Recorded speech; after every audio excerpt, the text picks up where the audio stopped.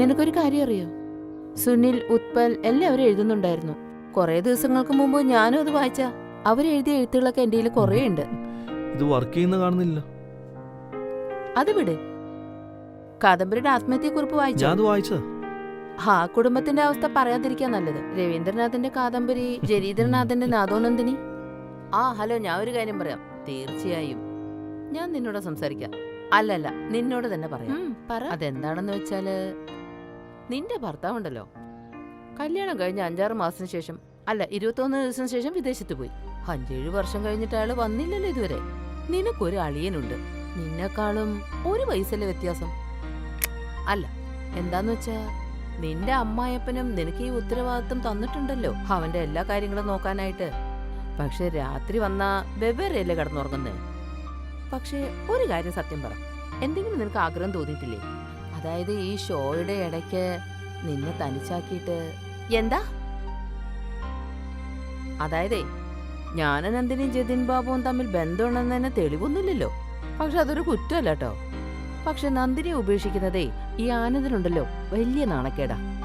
മനസ്സിലായോ? നീ ഇപ്പോഴും കന്യകയല്ലല്ലോ.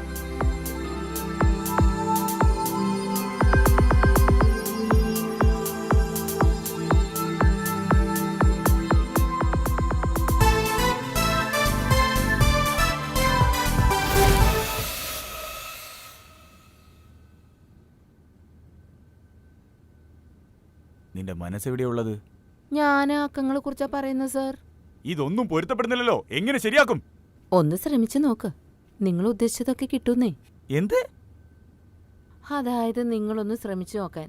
ഞാനിപ്പോ വലിയ പെണ്ണായില്ലേ. നോക്ക്, ഞാൻ ഈ കാര്യങ്ങളൊക്കെ നിന്റെ അച്ഛനോട് പറയും.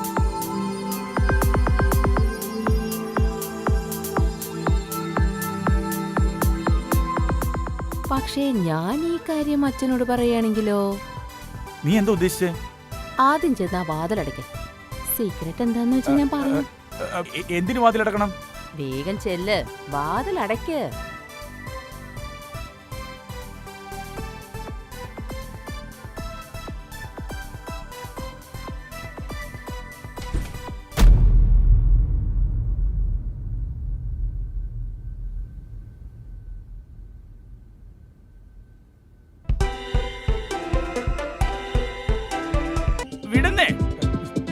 കാണിക്കുന്നത് നിങ്ങൾക്ക് മനസ്സിലായില്ലേ?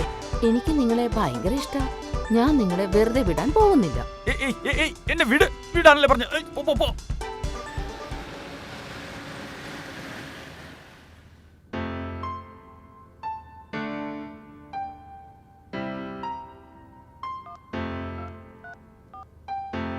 ഹലോ, അതെ, എന്റെ വീട്ടിൽ ഇപ്പൊ ആരുമില്ല, അറിയോ?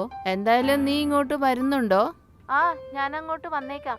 ശരി, നീ വന്നേ പറ്റൂ, അല്ലെങ്കിൽ വെറുതെ വിടില്ല കേട്ടോ. അല്ല, നീ എന്താ ഇങ്ങനെയൊക്കെ പറയുന്നേ? ശരി, വേഗം വാ, ഞാൻ കാത്തിരിക്കാം.